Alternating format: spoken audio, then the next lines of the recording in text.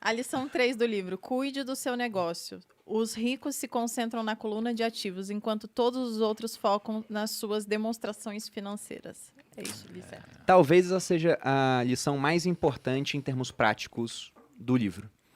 O que ele está falando aqui é o seguinte: ele até dá exemplos, né? Eu acho que o mérito desse livro é que ele simplifica pra caramba as coisas, como se realmente você estivesse falando com uma criança. E em termos financeiros, muitas pessoas são quase similares à criança, porque nunca tiveram uma instrução sobre isso. Sim. Então, o que ele fala é que ele divide, ele faz 2 desenhos, onde ele bota lá uma parte de demonstração financeira e uma outra de ativos e passivos. Ele até mostra como é que funciona a vida das pessoas, do pobre, da classe média e do rico. Ele fala o seguinte: o pobre, ele tem a renda que vem do trabalho dele, então entra lá a renda, ele tem despesas e acabou. E às vezes as despesas são até superiores ao que ele tem de renda. Aí na parte do patrimônio é 0 ativos e ainda começa a ter passivo com dívida. Aí ele fala da classe média. Ele fala que a classe média tem lá a sua renda, que é maior do que as despesas. Então, geralmente, o que a classe média faz? Aquele dinheiro que sobra, ao invés de investir, eles consomem. Eles querem o carro, aí se eles compram um carro, eles querem um carro mais caro. É, e ele Aumenta tem o uma frase boa aqui sobre isso. Ó. Os problemas financeiros geralmente resultam do trabalho de uma vida toda feita para outras pessoas. Então, compra o carro para impressionar o amiguinho. Não, né? e além disso, ele também fala o seguinte, que cuidar do seu negócio aqui não significa você abrir um negócio. O que ele fala é, a sua profissão não é o seu negócio. O seu negócio tem que ser acumular ativos. Esse é o negócio de toda pessoa. Muito bom isso. Ele fala que a classe média, quando sobra dinheiro, compra um passivo. E aí esse passivo vai tirar mais dinheiro do bolso deles. Então o fluxo deles é renda, compra um passivo, o passivo aumenta a despesa, daqui a pouco as despesas estão tão grandes que quando a renda baixa o cara entra em dívida, não constrói patrimônio. Eu acho que o principal insight que eu tive desse livro é entender que patrimônio pode ser ativo ou passivo. O primo até postou esses dias, que alguém perguntou sobre ter carro ou sobre ter casa. É o mesmo item, aqui. né? É o mesmo patrimônio, porque coisa. estão tá sob sua jurisdição, digamos assim, mas você pode usar o carro para trabalhar ou não, ou só para curtir. Você pode usar o imóvel para alugar ou exatamente. para usar. Então, o principal ensinamento que eu tive com esse livro quando eu era bem novo foi entender que patrimônio ele pode ser ativo ou passivo, né? Não, e tem uma coisa muito interessante disso também. Entendi. Porque se você pegar a definição contábil, né, é muito mais complicado. Pô, você tem lá ativos intangíveis, tangíveis, aí você tem que o negócio é passivo, circulante. É um monte de definição complicada. Quando eles perguntaram pro pai rico qual era o jogo dos ricos, ele falou: ricos compram ativos, pobres de classe média compram passivos. Achando que é um que ativo? são ativos. Achando que são ativos. O que é um ativo? Ele falou: É, ativo é o que isso- bota dinheiro no seu bolso, passivo é o que tira. Ele falou: é isso. E as crianças falaram pra ele, falou: caramba, é só isso? Por que as pessoas não fazem isso? Ele falou: porque elas confundem as coisas. E o rico é o quê? Ele nem bota mais fluxo de trabalho, ele bota só, tem um monte de ativo, até tem passivo, mas tem um monte de ativos, os ativos geram renda e com essa renda você paga as despesas. Ele fala que é isso. Mas tem uma sacada, talvez até mais complexa, que é o seguinte: às vezes, a diferença entre um passivo e um ativo é só uma, é só o seu conhecimento. Porque, por exemplo, quando você pega um imóvel, você financia ou você paga alguma coisa, você tem um custo. Então, na lógica, é um passivo. Mas, dependendo de como você fizer isso, ele é um ativo para você. Né? Então, assim, uma conta que eu vejo as pessoas fazendo lá fora e o brasileiro não faz é o ROI, que é o Return on Equity de um patrimônio, né? de um ativo imobiliário. Porque a fórmula de um patrimônio, do ROI, aliás, é lucro líquido sobre patrimônio líquido. Patrimônio líquido é ativo menos passivo. Então, se você tem um imóvel e você comprou um imóvel de 1 milhão, mas você já quitou uma parte e você deve, por exemplo, 800 mil, então você tem um patrimônio líquido de 200 mil reais. Então você vai pegar o seu lucro líquido aqui em cima, que é o quanto você recebe de aluguel, menos o que você paga de financiamento. Esse valor, muitas vezes, vai te dar um ROI que você não encontra em nenhum outro investimento. Sim. Até o momento em que o seu patrimônio líquido começa a ficar muito grande, o seu ROI diminui, e aí o que você tem que fazer para manter um ROI alto?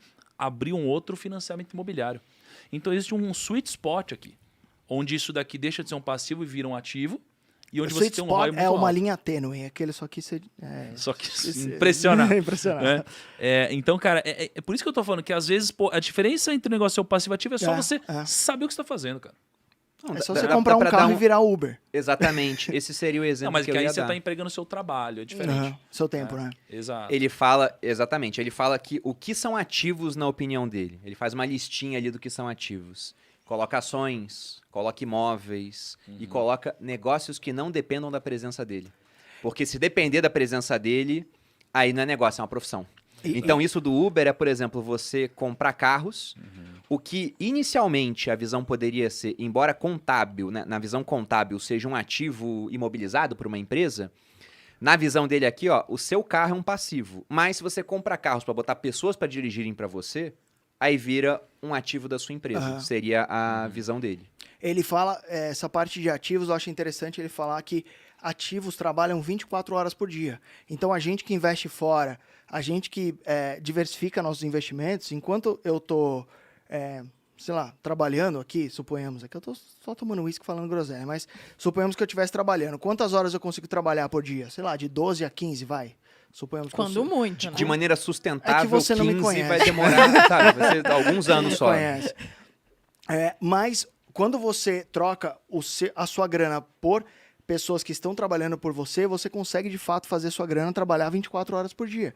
Porque o primo, por exemplo, investe em BDRs. Eu investo em BDR pra cacete, já cheguei meio a meio em Caraca. BDR. Então, tem gente que prefere investir lá fora, tipo o Perini, compra estoques. Então, perceba que enquanto você está dormindo, as pessoas estão trabalhando para você. Isso é maravilhoso, né? É verdade.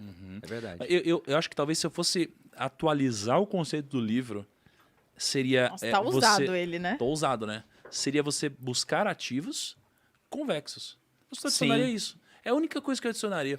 Porque, assim, eu acho que o jogo, o segredo... Explica pra gente eu o ia que seria perguntar. a convexidade, Thiago, por favor. É porque o segredo do dinheiro, pra mim, é só um. É você dominar o tempo. Né? E quando você entende que o tempo ele é a chave, quando você entende que o tempo ele é uma medida, uma métrica talvez até melhor do que o dinheiro, né? Uma vez que, por mais que a gente tenha mudado ao longo da nossa história várias métricas, né, de se mensurar a riqueza, já foi soja, já foi sal, já foi sei lá o quê, o tempo sempre foi uma métrica que até hoje continua e ele é tão escasso como nunca, né? Mas a gente tem um limite, a gente tem 24 horas por dia, então isso é um grande problema. Por isso que eu não acho que a gente tem que buscar só ativos, temos que buscar ativos que eles possam romper a barreira do tempo. Ou seja, que eles possam trabalhar mais do que 24 horas por dia pra gente. E a gente só encontra isso em ativos convexos, né?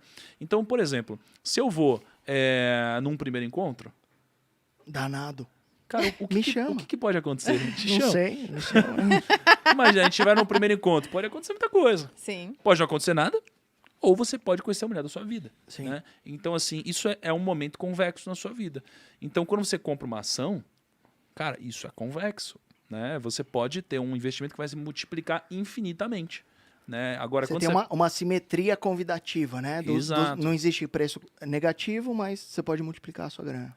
Exatamente. Eu acho que assim, quanto mais convexo dependendo do time, por exemplo, você pega um mercado numa crise muito grande, o mercado em si ele é convexo. Mas quando você tem uma crise muito grande, você tem uma assimetria muito mais forte do que você tinha antes. Mas a convexidade continua. Então, assim, eu acho que as decisões convexas seria a única coisa que eu adicionaria nesse livro. Eu tenho certeza que o Kiyosaki ia achar um termo muito mais for kids aqui do que a convexidade, cara. E eu acho que é aí onde está o talento dele. Vocês discordaram de algum ponto nesse livro? Porque eu discordei de um, cara. Olha, refletindo aqui, quando eu fui ler, eu não discordei. Agora, na primeira parte, tem uma hora que fica um negócio assim, muito... O Pai Rico fala muito de sentimentos, assim, aquela hora eu olhei e falei, eu não concordo muito com o que ele tá falando aqui. Mas da maneira que ele fala, eu concordei com muita coisa, exceto que ele bota uns marcos temporais para ter certos ativos em carteira. Ele fala que ele gosta de entrar na bolsa e ficar 1 ano. Aí ele sai. Ele fala que ele gosta de ter um imóvel por no máximo 7 anos. Até entendo depreciação, né? Talvez o imóvel vai ficando velho. Mas ele coloca limites temporais muito fixos. Isso eu discordei. Eu discordei do fato dele achar que todo mundo tem o perfil para ser empreendedor. E eu com sou certeza empreendedor, não. eu sou empreendedor e eu vejo o meu pai tendo uma vida muito mais feliz Mas que você eu. achou que ele falou isso? Cara, ele vai dando vários hints ali durante o livro. Só falando, você tipo, entender. O pai Não. rico é o empreendedor. e aí- Mas, por exemplo, eu identifiquei o seu pai muito com a história aqui do livro pelo seguinte. Inclusive, antes de entrar nessa parte, batemos 5.000 pessoas. Ah, sim. Temos Yeah! cupom de desconto da Finclass, cupom Os Sócios. A assinatura, ao invés de ficar 12 de R$ 39,90, fica em 12 de R$ 29,90. Olha! Espero que aproveitem Mano, e na moral. desenvolvam a proficiência financeira de vocês. Para os 100 primeiros. Cara, R$29. Para os 100 velho. primeiros. Então corre! Só para os 100 primeiros. Só para os 100 primeiros, então usem. Não vai durar até o final, então. Não é Então durante vá, a Mas rapaz. entrando nessa parte do quid do negócio, por que eu acho que ele não falou isso, pelo menos nessa parte aqui? Aham. Pelo seguinte, ele até dá um exemplo interessante no começo. Ele começa esse capítulo falando do Ray Kroc, que foi o cara que fez o McDonald's ficar gigantesco, Ah, eu né? vi Virar a aqui. potência que é. Tem o filme Fome de Poder, Que muito tem a ver bom. com terrenos, né? E não com Exatamente. o lanche em si. Divide opiniões do filme, porque ele foi bem filha da puta com os irmãos, Ah, que só que os isso. caras ficaram ricos também por conta dele. Seria uma lanchonete pequenininha se não fosse o Ray Kroc. E ele foi dar uma palestra num MBA, na Universidade do Texas, falando de negócios. E depois ele foi para um happy hour com o pessoal. O pessoal começou a conversar com ele, e ele falou, qual é o meu negócio? Perguntou para os alunos. Aí todo mundo riu pensando, é óbvio, né? É um McDonald's, o seu negócio é hambúrguer. Daí ele falou, não, meu negócio não é hambúrguer. O meu negócio de verdade é imobiliário, como o Pete falou.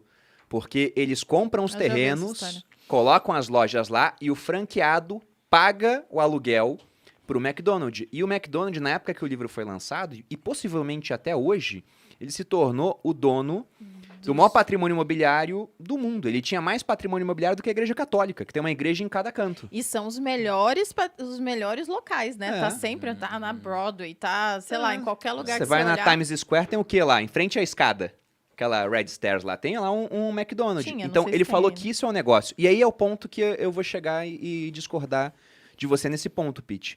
Que é o seguinte, ele fala, cuidar do seu negócio não é abrir um negócio. Ele só diz, você é um chefe de cozinha, isso é sua profissão. Qual o seu negócio? Adquirir ativos. Aham. Você é um professor, isso é a sua profissão, não é o seu negócio. Qual o seu negócio? Adquirir ativos. Então ele fala, você não tem que abrir uma empresa para isso. Agora você tem que ter noção de que o seu negócio é adquirir tantos ativos que um dia você possa viver da renda gerada por esses ativos. Aham. E aí ele Mesmo fala, que inclusive, você seja CLT. exatamente, que foi o que seu pai fez.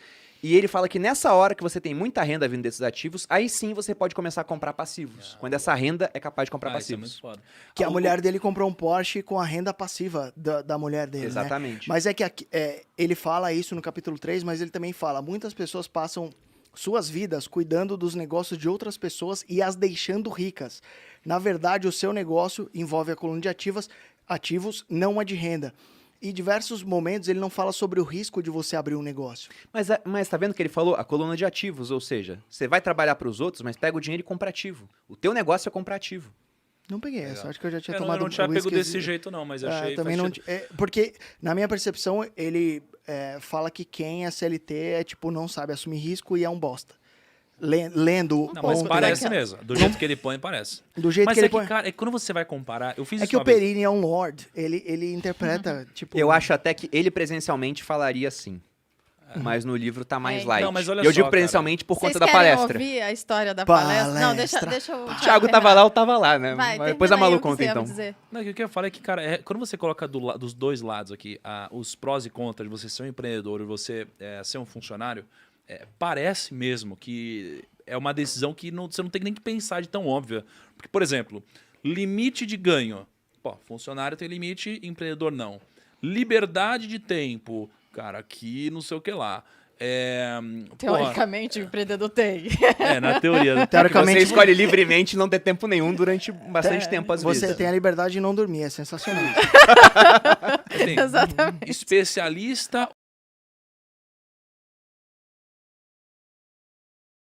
ou generalista. Assim, é tantas coisas, você fala, cara, parece que realmente não faz sentido.